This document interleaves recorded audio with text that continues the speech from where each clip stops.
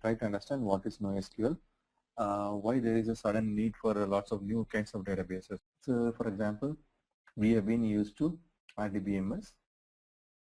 Before that there was a DBMS, and before that there was just only file systems. Okay, so now it is NoSQL. Okay, so there was a growth going like this. We also seen that typically previously it was access like this, a tape. So tape was there, so it was a linear access. Then came disk. So this was sequential access. This was random access. Okay, so now random access gave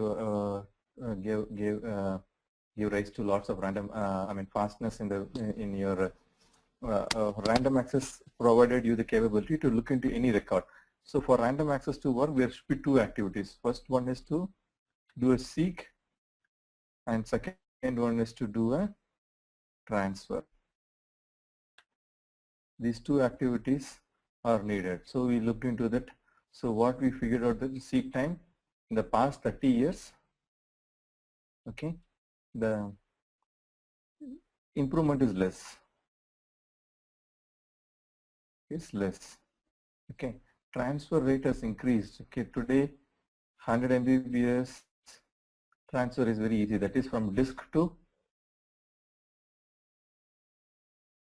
memory is faster.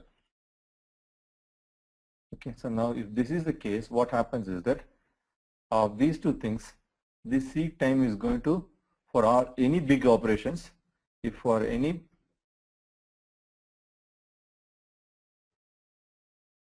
big data operations, seek time is going to be the limitation. Seek time determines how fast it can be done.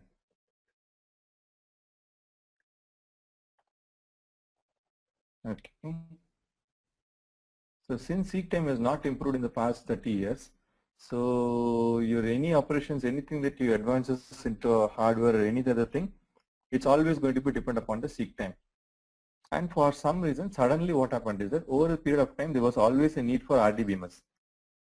Okay. Now suddenly what happens is that there was a huge data growth.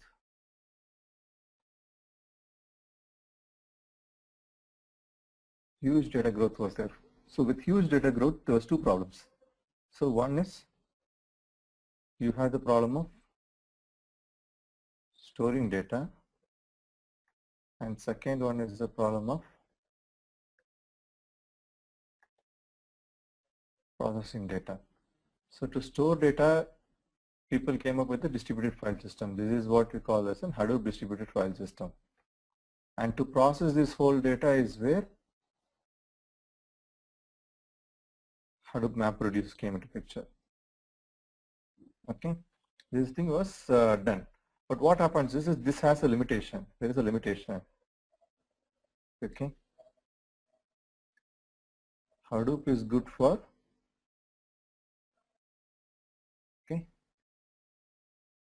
storing large, large in the sense of huge data in petabyte scale.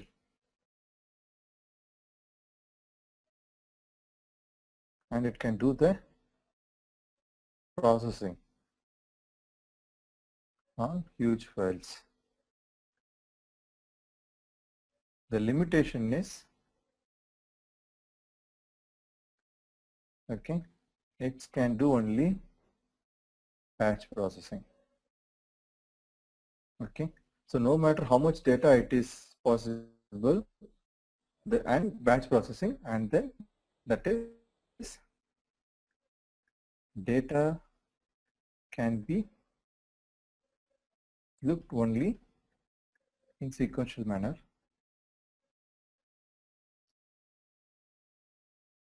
Okay, and entire data set has to be looked even for simplest job. Okay, so this is the limitation. Okay,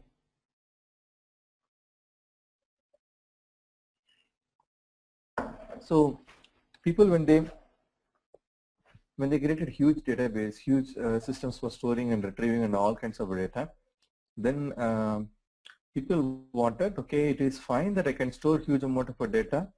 I'm fine with even batch processing, but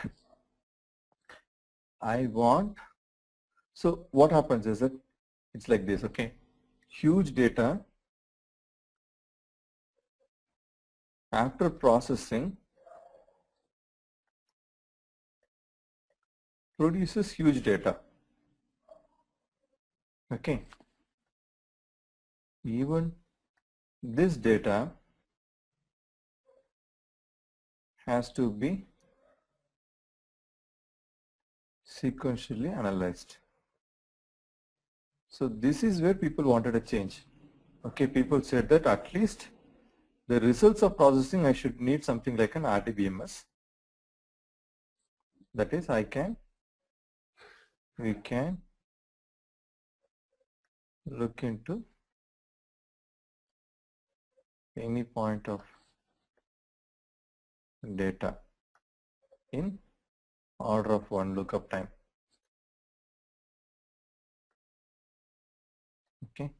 Now people said that since we are, so this is what the requirement is, okay. So this is where the projects like Cassandra, projects like HBase, projects like Dynamo, projects like MongoDB, projects like CouchDB, so many things, okay. These are all examples of NoSQL databases, okay, which means that it not only stores a huge amount of data, but also provides a capability to look into those data in a random fashion. Okay. So is that clear that from where this overall Hadoop and how Hadoop solved the problem, and then how it also paved a path for the next set of things to come into place. So this is where we kind of left in the last week, okay. So we went a little bit detailed. So we also covered on aspects like, okay, how there was a search engine, and then how there was an inverted index to be built, and quite a lot of other HBase theories, okay. So what we covered in the last classes, so you're able to see my slides, right? So what we covered in our last class is that what is NoSQL, why ACID properties are no more relevant for us, and do we have web apps that are different than yesterday's application, and what changed recently. So what changed recently, we got massive data volumes and with extreme load queries, and when there is a massive amount of data, the main problem bottleneck was predominantly into the joins, okay, and schema evolution, okay. So what happened was schema evolution was people wanted, so we looked into schema evolution. Schema evolution is a concept that goes very well with the Hadoop ecosystem, okay. Hadoop is predominantly designed for processing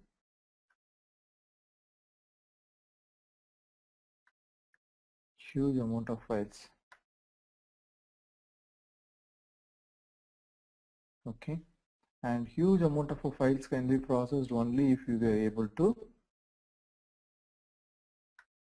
divide the files into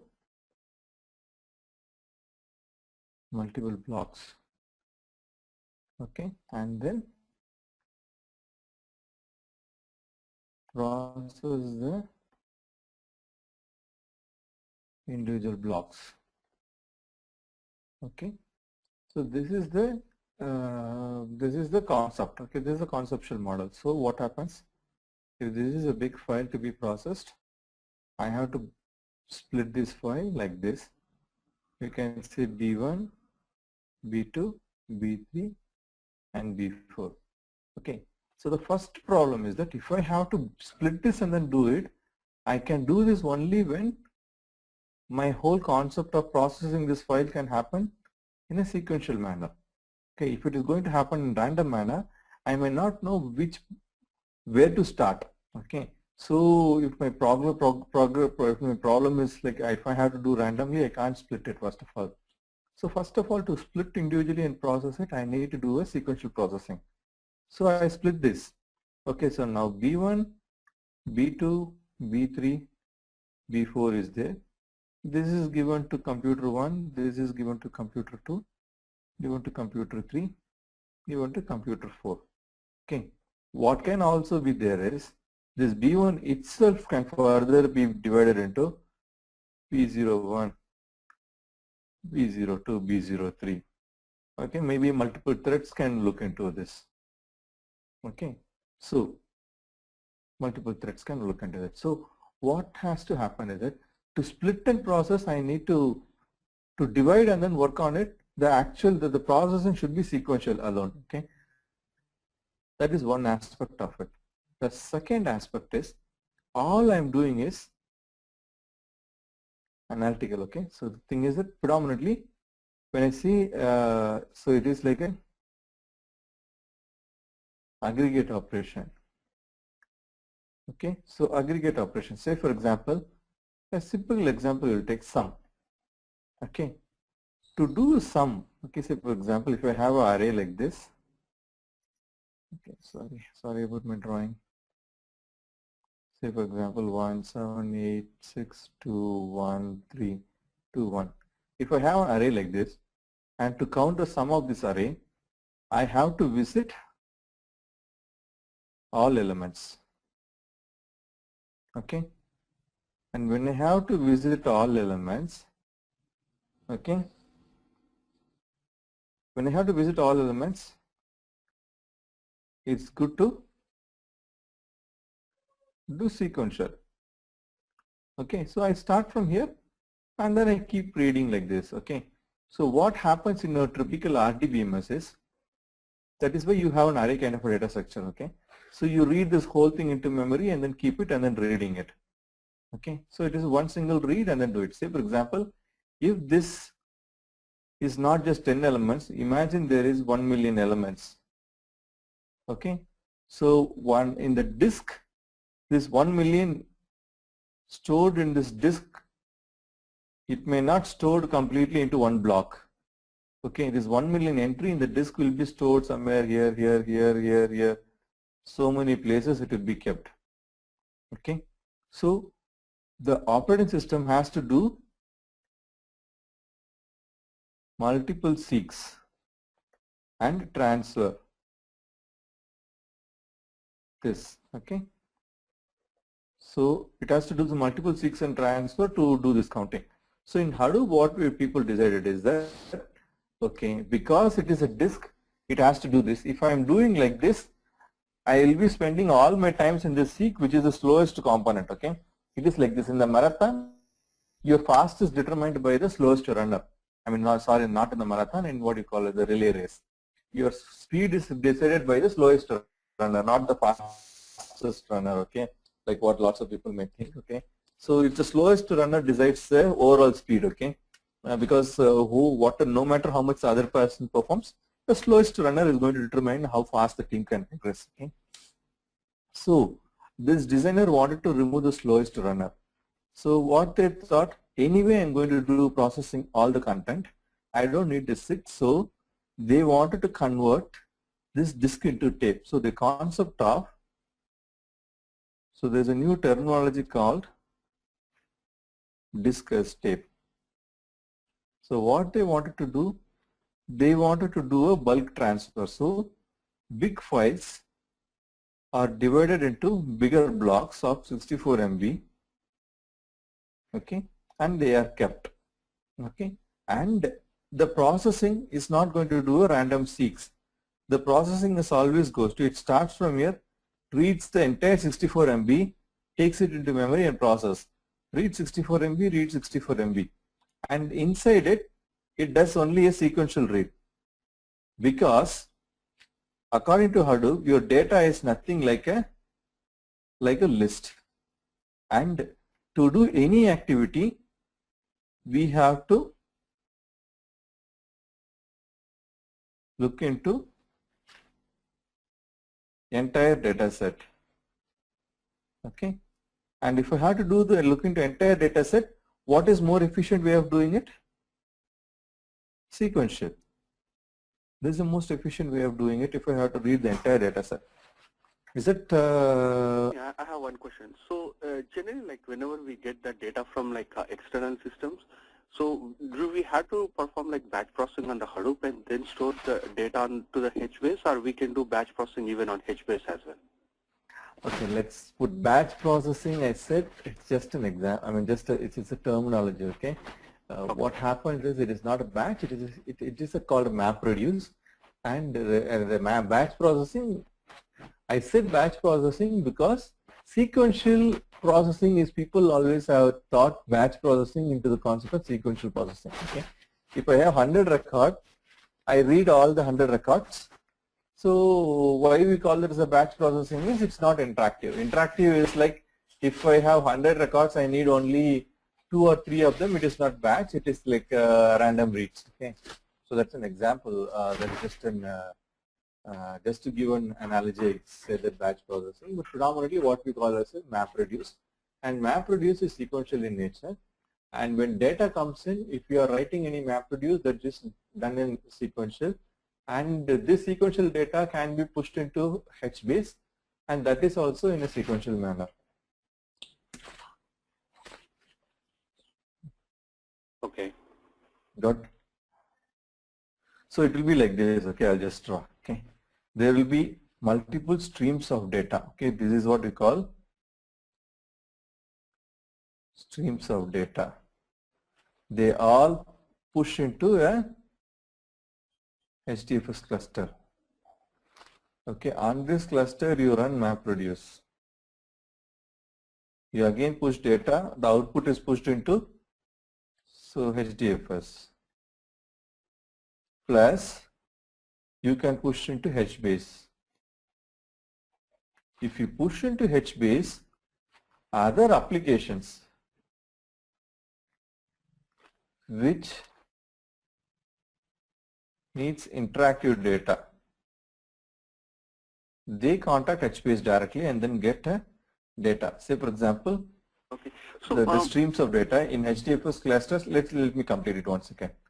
Say for example, if this had 1 billion rows, okay, MapReduce processing it.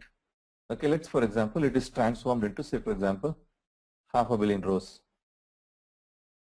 It's pushed into HBase. This application needs one row out of 500 million. Then use HBase. Okay. MapReduce is used in places where to do transformation you do MapReduce. Also, if you want to know how many of the 1 billion is below poverty line. If you have to do this query, you do MapReduce. Okay, because that access the entire data set. Okay, got it? yeah. So like from the HDFS cluster, like if you are doing any kind of transformations, like from the MapReduce, from the MapReduce, we can directly push it down to the HBase, or it has to be from the HDFS cluster. We have to. Yes, MapReduce to HBase can be directly. I mean, it has two-step process. Okay, so MapReduce to HDFS, you cannot push directly to HBase. Okay, you write to HDFS, and from HDFS you push to MapReduce.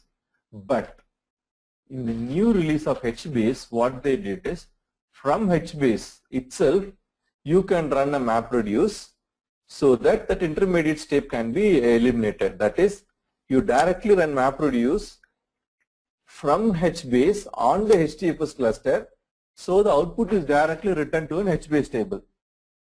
Okay. Okay, that is possible now. In the last 3 months or 4 months, they made such kind of capabilities. Okay. Got it? Mani, I have one more question here then. Say, can you give some more example? As you said for HBase, if you have, say, in SDFS you have 1 million of records and half million you pushed into the HBase from SDFS.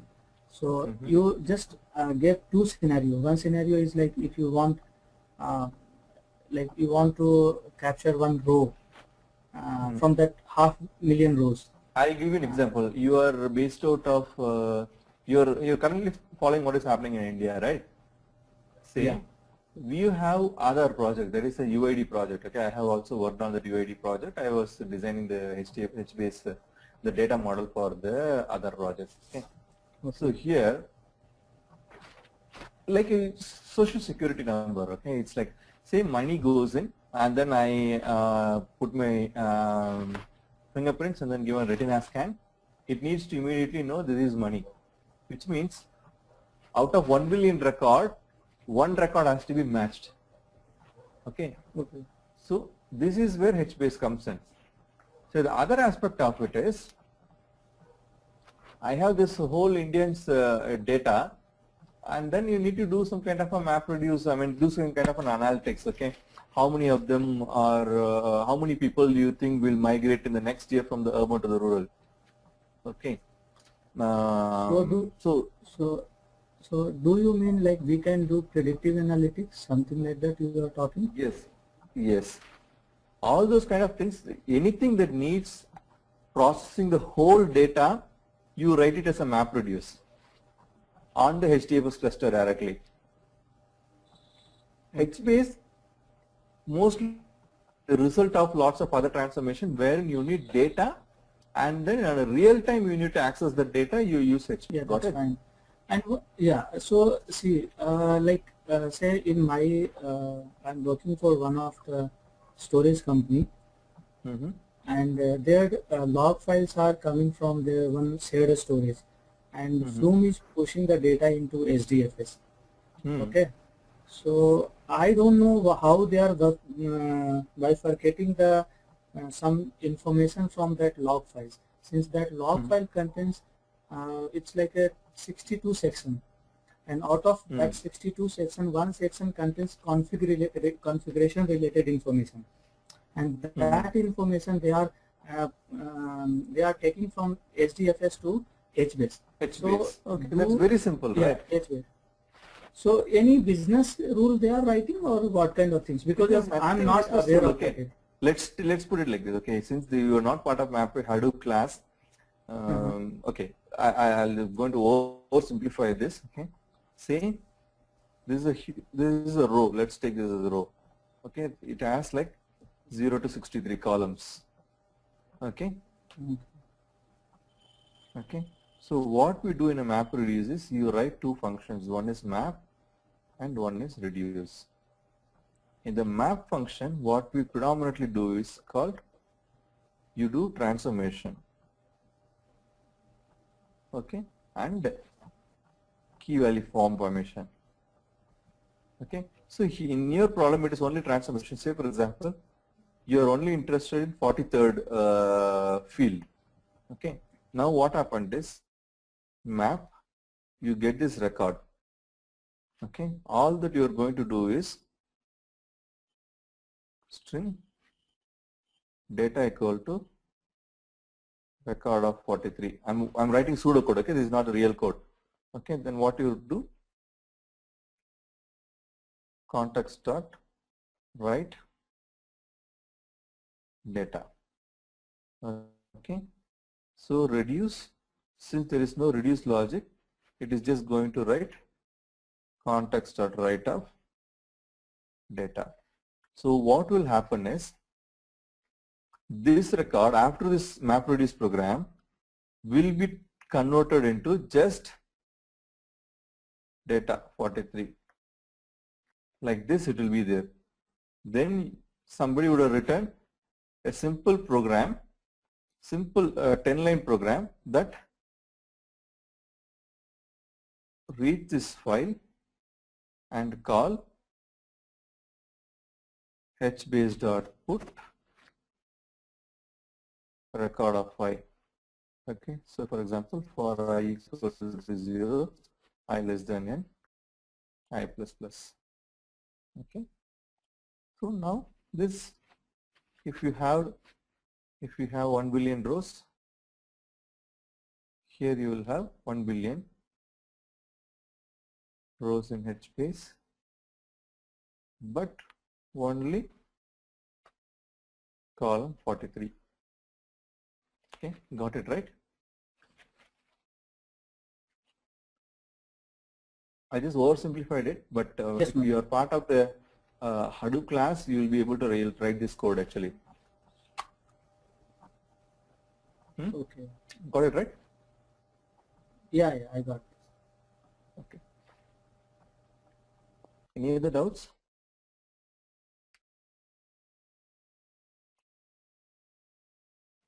But I will ask you. Okay. So set up Hadoop, set up HBase.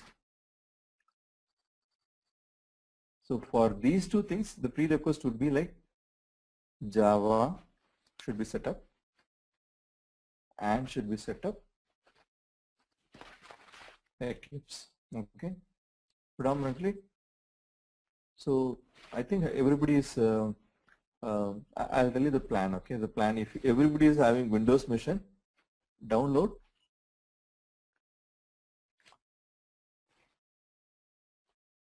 VMware Player.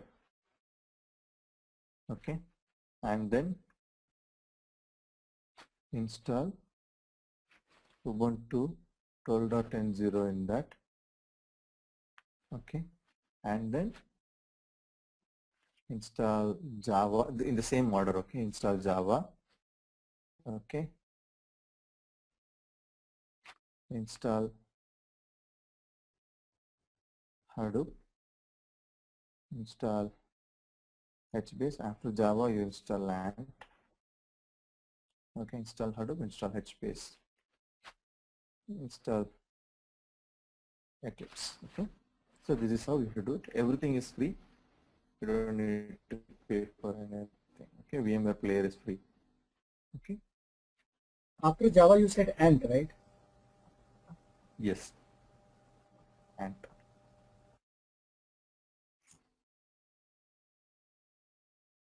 This is for your build and compile. Okay. This is for build and compile. We use Ant. Okay. So on this table, you can do a MapReduce, which essentially means that your input can be anything, but your output would be this table. Essentially, in MapReduce, what people do is that reduce will write to a text file. So in HBase implementation, what happens is that the reduce will do a put command. A put command will put right into HBase. Okay, so if you search for HBase table reducer, you might get some Google links to that. Okay. Got it? So the actual class name is called HTable reducer. HTable